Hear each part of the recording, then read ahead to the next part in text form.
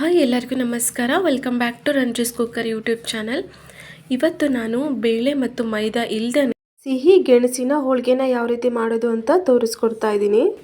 ಮೊದಲಿಗೆ ನಾನಿಲ್ಲಿ ಗೆಣಸನ್ನ ನೀಟಾಗಿ ಸಾಫ್ಟ್ ಆಗೋ ಥರ ಬೇಯಿಸಿ ಎತ್ತಿಟ್ಕೊಂಡಿದ್ದೀನಿ. ಇವಾಗ ಒಂದೊಂದನ್ನೇ ಸಿಪ್ಪೆ ಸುಲಿದ್ಬಿಟ್ಟು ತಟ್ಟೆ ಒಳಗೆ ಹಾಕ್ಕೊತಾ ಇದ್ದೀನಿ. ಬೇಯಿಸಿರೋ ಗೆಣಸನ್ನ ನೀವು ತುರಿದು ಕೂಡ ಹಾಕ್ಕೊಬೋದು. ನಾನಿಲ್ಲಿ ಸ್ಮ್ಯಾಶರಲ್ಲಿ ಸ್ಮ್ಯಾಶ್ ಮಾಡ್ಕೊತಾ ಇದ್ದೀನಿ. ನೀಟಾಗಿ ಸ್ಮ್ಯಾಶ್ ಮಾಡ್ಕೊಬೇಕು. ಸಿಹಿ ಗೆಣಸು ಎಲ್ಲ ನೀಟಾಗಿ ಸ್ಮ್ಯಾಶ್ ಆಗಿದೆ. ಈ ಟೈಮಲ್ಲಿ ನಾನು ಒಂದು ಬೆಲ್ಲನ ತೊಗೊತಾ ಇದ್ದೀನಿ. ನಿಮಗೆ ಸ್ವೀಟ್ ಎಷ್ಟು ಬೇಕಾಗುತ್ತೋ ನೋಡಿಬಿಟ್ಟು ತೊಗೊಳ್ಳಿ. ನಾನಿಲ್ಲಿ ಇದರಲ್ಲಿ ಮುಕ್ಕಾಲು ಭಾಗನ ತುರಿತಾ ಇದ್ದೀನಿ. ನೋಡಿ ತೋರಿಸ್ತಾ ಇದ್ದೀನಿ ಬೆಲ್ಲ ಯಾವ ರೀತಿ ಬಂದಿದೆ ಅಂತ. ಈ ರೀತಿ ನೀವು ತುರ್ಕೊಂಡ್ರೆ ಚೆನ್ನಾಗಿ ನೀವು ಹೂರಣನ ಮಾಡ್ಕೊಬೋದು. ಇವಾಗ ನಾನು ಕೈಯಲ್ಲೇ ಎರಡನ್ನೂ ನೀಟಾಗಿ ಕಲಿಸ್ಕೊತಾ ಇದ್ದೀನಿ. ರೆಡಿಯಾಗಿರೋ ಹೂರಣದಲ್ಲಿ ನಾನೀಗ ಚಿಕ್ಕ ಚಿಕ್ಕದಾಗಿ ಉಂಡೆಗಳನ್ನ ಮಾಡಿ ಸೈಡಿಗೆ ಎತ್ತಿಟ್ಕೊತಾ ಇದ್ದೀನಿ. ನೀವು ಯಾವ ಸೈಜಿಗೆ ಬೇಕೋ ಆ ಸೈಜಿಗೆ ಮಾಡ್ಕೊಬೋದು. ಅರ್ಧ ಗಂಟೆ ಮುಂಚೆನೇ ಗೋಧಿ ಹಿಟ್ಟನ್ನು ನೀಟಾಗಿ ಕಲಿಸ್ಕೊಂಡು ಎಣ್ಣೆನ ಹಚ್ಬಿಟ್ಟು ಇಟ್ಟಿದ್ದೆ. ಇವಾಗ ನೋಡಿ ಯಾವ ರೀತಿ ಆಗಿದೆ ಅಂತ. ಸೇಮ್ ನಾವು ಹೋಳಿಗೆ ಮಾಡುವಾಗ ಯಾವ ರೀತಿ ಮಾಡ್ಕೊತೀವೋ ಅದೇ ರೀತಿ ಮಾಡ್ಕೊತಾ ಇದ್ದೀನಿ.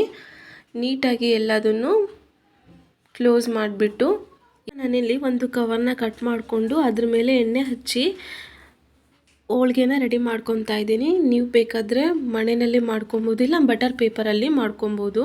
ಇವಾಗ ನಾನು ಹೋಳಿಗೆನ ನಿಧಾನಕ್ಕೆ ಕೈನಲ್ಲಿ ತಗೊಂಡು ಕಾದಿರೋ ಹಂಚು ಮೇಲೆ ಹಾಕ್ಕೊತಾ ಇದ್ದೀನಿ. ಇವಾಗ ನಾನು ಮೇಲ್ಗಡೆ ಸ್ವಲ್ಪ ಎಣ್ಣೆನ ಹಾಕ್ಕೊತಾ ಇದ್ದೀನಿ. ನೀವು ಬೇಕಾದ್ರೆ ತುಪ್ಪ ಇಲ್ಲ ಬೆಣ್ಣೆ ಯಾವುದಾದ್ರೂ ಹಾಕ್ಕೊಬೋದು. ಫ್ಲೇಮ್ನಲ್ಲೇ ನೀಟಾಗಿ ಎರಡೂ ಸೈಡೂ ಬೇಯಿಸ್ಕೊಬೇಕು. ಸೇಮ್ ನಾವು ಹೋಳಿಗೆ ಯಾವ ರೀತಿ ಬೇಯಿಸ್ಕೊತೀವೋ ಅದೇ ಥರನೇ. ನೋಡಿ ಇವಾಗ ತೋರಿಸ್ತಾ ಇದ್ದೀನಿ. ಕಲರೆಲ್ಲ ತುಂಬ ಚೆನ್ನಾಗಿದೆ. ಹಾಗೆ ತಿನ್ನೋದಕ್ಕೂ ಕೂಡ ತುಂಬಾ ಚೆನ್ನಾಗಿರುತ್ತೆ. ಮಾಡೋದು ಕೂಡ ತುಂಬಾ ಸುಲಭ. ಸಿಹಿ ಗೆಣಸನ್ನ ತಿನ್ನೋದ್ರಿಂದ ಆರೋಗ್ಯಕ್ಕೂ ಕೂಡ ತುಂಬಾ ಒಳ್ಳೆಯದು.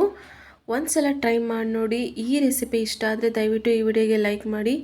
ಹಾಗೆ ನನ್ನ ಚಾನಲ್ನ ಇನ್ನೂ ಯಾರು ಸಬ್ಸ್ಕ್ರೈಬ್ ಮಾಡಿಲ್ವೋ ದಯವಿಟ್ಟು ಸಬ್ಸ್ಕ್ರೈಬ್ ಮಾಡ್ಕೊಳ್ಳಿ. Thank you for watching.